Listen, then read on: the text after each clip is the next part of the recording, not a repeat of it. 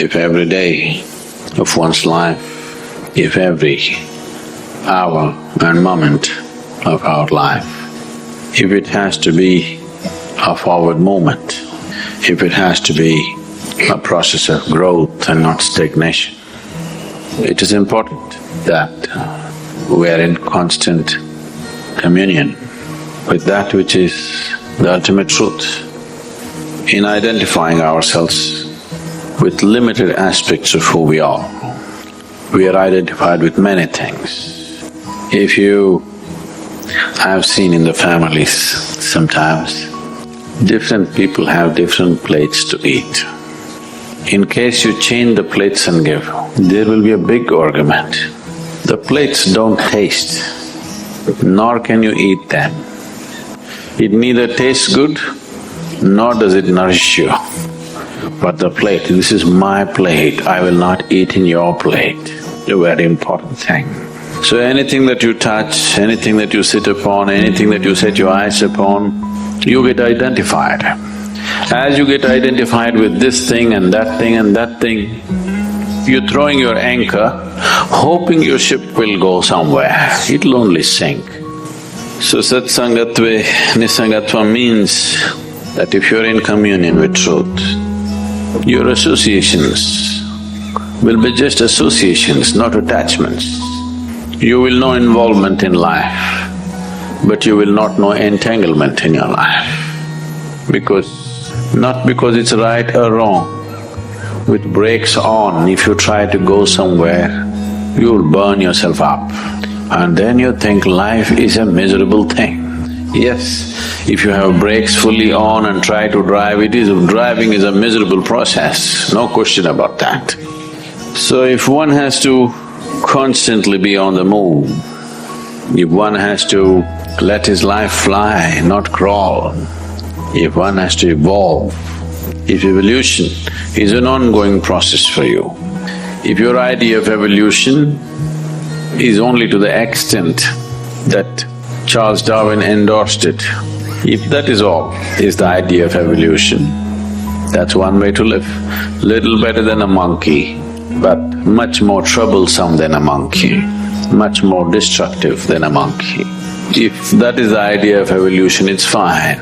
But if your intention is to evolve as an ongoing process, every day, every hour, every moment, if you want to evolve, the brakes should go off, only then it'll roll. Whatever you see, you're getting attached to it. Whatever you see, you're getting identified with it. If you identify yourself with anything, that is not you. Obviously, you're not moving from untruth to truth, you're moving from truth to untruth, from reality to hallucinatory process. In this, one will not evolve, one will just entangle. Because in this, you will not know the nature of your existence. In this, you will not touch anything that is real. The psychological drama will rise in such a big way, it will raise so much dust in your head that you can't see what is in front of you. This is what is happening because you're constantly raising the muck, because you're identifying yourself with things that you're not. The moment you identify with something that you're not, you're moving not from untruth to truth, but from truth to untruth. You're using substances other than yourself to create a sense of self. There is nothing in the existence which will substitute the self, because the only way, the only and only way you can experience anything for that matter is through the self. There is no other way. Because everything that happens only through the self. There is no other way. So if you keep this just as it is capable of reflecting the whole cosmos for you. If you muck it up, it doesn't even show you what's right in front of you. So, if you are in a state of nirmoha or non-identification with anything, you will come naturally to an unwavering way of being. Once you're unwavering in your purpose, liberation cannot be denied to you. There is no way it can be denied to you.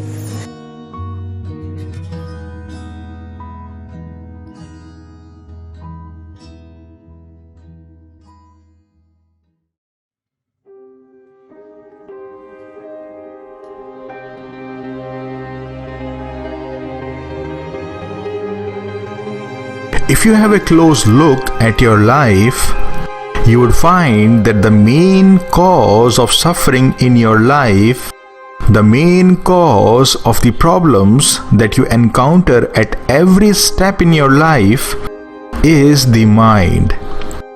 Yes, the mind is at the root of all your problems. Isn't that so? But holding the mind responsible for your problems is not going to solve any of your problems. Holding the mind responsible for the suffering that you go through in your life won't put an end to that suffering.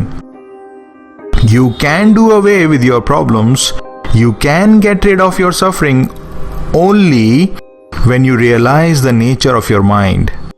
Only when you realize that the mind is not who you really are in your essence.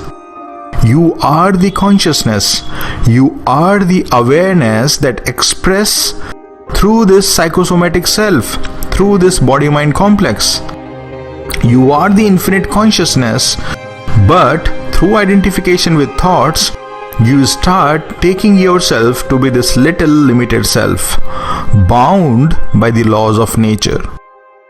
Remember, all the laws of nature are applicable only on the mind, only on the body, because the body and mind are the products of nature. Do you know what this body-mind complex that you consider as yourself really is?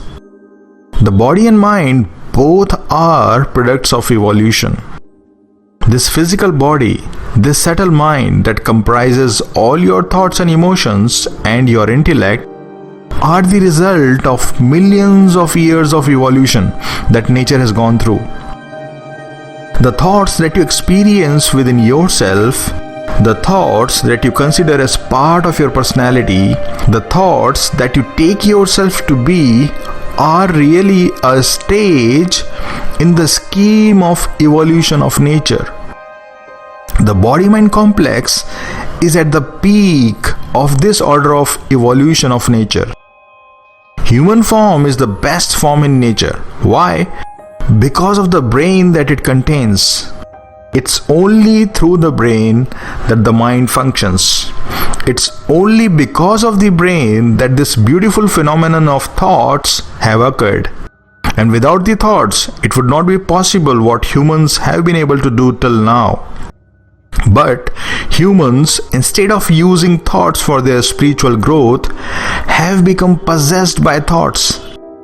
Humans, instead of using the mind for their spiritual evolution, are being used by the mind.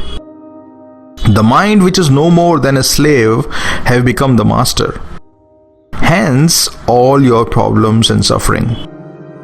So, what can be done now? You have to now recognize this fact that you are not the body. You are not the mind, but the consciousness that sees every activity of the mind, that sees every activity of the body. You have to now start conducting your life consciously. You have to now invite awareness in your life. Whatever you do, do that with awareness. Let every action of yours be permeated by awareness. That's the only way out. That's the only way through which you can go beyond all your problems and suffering. You are always blissful in your real nature. Bliss is the very fabric that you are made of. But identification with the body and mind complex creates this sense of lack within you. And because of this, you are not able to experience your own joy, your own peace, your own bliss.